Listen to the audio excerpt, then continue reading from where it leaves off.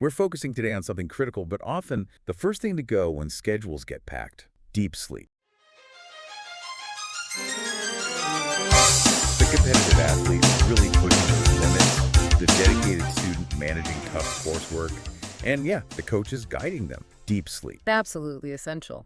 Our guide, Dr. John Heil and Chip Magdalenskis, hmm and our mission really is to pull out some insights you can use like right away to help optimize that rest and recovery, even when time feels impossible. And it really starts with the basics, doesn't it? Sleep isn't just nice to have, it's a fundamental human need, Right. especially for people like you putting in intense physical effort with training and then that mental effort with studying. Quality sleep is, well, it's the bedrock of recovery. Yeah, you can feel it when you don't get it. Exactly. And disrupted sleep is unfortunately super common for athletes and students. Hmm. And the impact, it can be pretty far-reaching. Performance suffers, focus suffers. Academics too, I bet. Learning how to manage your sleep effectively, it's honestly a crucial life skill. For performing well, sure, but also just for your general health and well-being long term. Okay, so let's dig into this deep sleep concept. They call it a mix of science and the art of mindfulness. It's quite an interesting blend. They take the science of self-regulation, how your body controls intensity. Okay. Things like regulated breathing, consciously relaxing muscles. The sources actually talk about the vagus nerve, how specific breathing patterns stimulate it to calm the system down, lower the heart rate. Ah, so it's biological. Very much so. It's about triggering that parasympathetic, that rest and digest response. Something athletes under stress often counteract with, like shallow breathing without even realizing it. Makes sense. And then they weave in the art of mindfulness, basically, cultivating that quiet mind, that mental stillness, which lets the body actually receive the benefits of the physical relaxation. So the deep sleep mental training program, it pulls these together. How does it work for, say, a student athlete with zero free time? The goal isn't just relaxation, it's to help this complex neurological process. Neurological. Yeah, the kind needed for deep recovery. Slowing brain waves, releasing growth hormone for muscle repair, but also, interestingly, for accessing imagination and possibility, which is useful for problem solving, whether that's on the field or in an essay. That does sound valuable for people juggling so much. Yeah. What are some core pieces of this technique, things someone could try, maybe even tonight? Breathing. That's number one. It's the most basic, but maybe the most powerful tool we have for calming down stress and, that mental chatter that keeps you awake. So the training includes very specific, focused breathing exercises, just to reset everything. Then there's imagery and language used quite deliberately. How so? They use feelings, heaviness, and lightness, and they link words to them. Like the word down is associated with that deep, heavy relaxation. Up is linked to feeling light, free from effort or tension. Yeah, like imagining your lungs are balloons filling up and then just sinking completely as you breathe out, using down mentally as you exhale. That kind of focused imagery seems like it could really help pull your attention away from, I don't know, replaying a bad practice or stressing about an exam. How does the language part build on that? The language acts like reinforcement, little affirmations almost. Repeating up, or down, down silently to yourself. It's like a self-suggestion, keeping your mind focused on that state you want, lightness or heaviness. Got it. And then there's muscle relaxation, called Muscle Relaxation 1 to 10. Okay. It's guided. You systematically focus on different muscle groups, head to toe basically, and consciously tell them to relax. This taps into proprioception, that mind-body connection. Relaxing the muscle sends a signal back to the brain to calm the nervous system. And maybe most importantly for busy people, it's all designed to build your skills for independent practice. But, and this is key, consistent practice, even short sessions, is what makes it stick. Makes it a reliable skill for getting better sleep. Okay, so if someone wants to try a full session, what does that look like? How would they fit it in? A typical session has a clear structure, usually starts with some breathing instructions just to get settled, Yeah. then a repeating breathing sequence to go a bit deeper, then the muscle relaxation, that 1 to 10 thing we talked about. After that, you move into sleep imagery using different sleep time focus modules, then another round of the repeating breathing sequence, and finally, a closing part. And these modules, are they flexible? Very. That's the practical part. You can use just one module if you only have a few minutes, focusing on what you need right then, or combine them for a longer session if you have the time. Useful. And you can do it eyes closed, obviously, for sleep.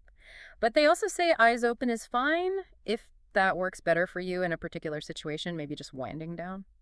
Give some examples, maybe how they'd apply to an athlete versus a student. Sure. Letting your imagination just drift, becoming aware of your body feeling really comfortable, heavy, relaxed, and you silently repeat down, down, down when you breathe out to deepen that feeling.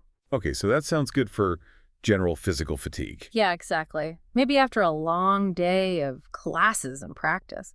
Then there's at rest mind, similar idea, but the focus shifts to your imagination feeling, like light, expansive, still aware of the relaxed body, but repeating up, up on the exhale. For mental lightness, like letting go of the day's stress. Precisely. Getting rid of that mental load. For at work body, you notice where you feel restless or tense, and you use that down, down, down on the exhale to encourage heaviness, grounding, counteract the jitters. Right. For at work mind, you acknowledge the busy, maybe anxious thoughts. You don't fight them, just acknowledge them and use up, up on the exhale to encourage a sense of lightness, detachment from those racing thoughts.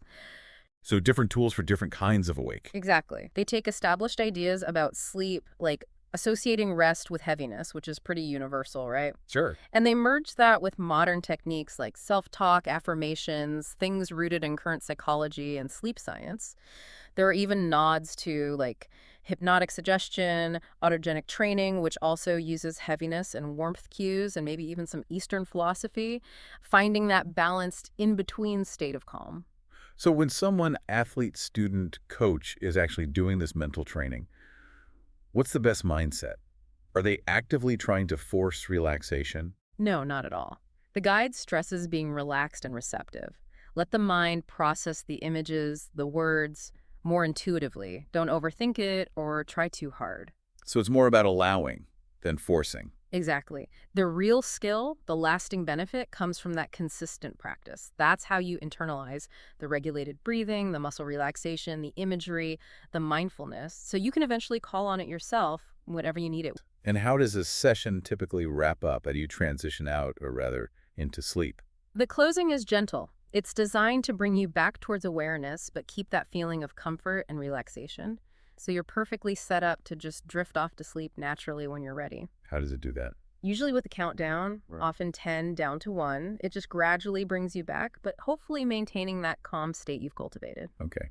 So boiling it down, the big message seems to be deep sleep isn't a luxury item you fit in if you're lucky. It's actually foundational. Absolutely critical, especially if you're demanding so much from your body and mind day in, day out. And these deep sleep techniques, they offer a structured, science-backed way to actively train for that crucial rest. Precisely. And think about incorporating even just small bits of this into your routine. Maybe a few minutes before bed, maybe right after a tough workout or a long study block. Yeah. It could really boost your recovery, sharpen your focus, whether that's in class, during practice, or coaching, and just give you more energy, more resilience overall. So here's a final thought to leave you with. Given how much is demanded of your time, your energy as that athlete, that student, that coach, how might consciously prioritizing deep sleep, actually training for it like you train for anything else important, become your ultimate competitive advantage, not just for sport or studies, but for your whole life? Dr. John Heil is a longtime collaborator with the International Swim Coaches Association. His practice is in Roanoke, Virginia. His websites include zenzonedigital.net. Plus, for swimmers, there is swimsportpsychology.com. And one more site for fencing. That site is fencingsportpsychology.com. The deep sleep tool and other goodies are at those websites. Time to wake up. We understand you are not sleeping now, but let's get an awakening to water polo.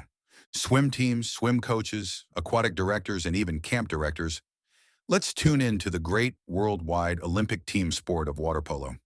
Many swim coaches might be hesitant to spin up water polo activities within their aquatic programs until now.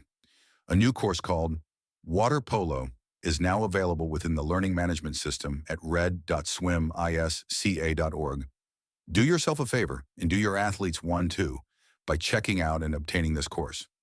Now is the time to consider an expansion into water polo. You'll gain the insights and confidence necessary to coach a varsity, JV club, or even a master's program after exploring this course. All the topics of the game are covered with plenty of instructional videos throughout the chapters in the course. Go to read.swimisca.org/y/water-polo.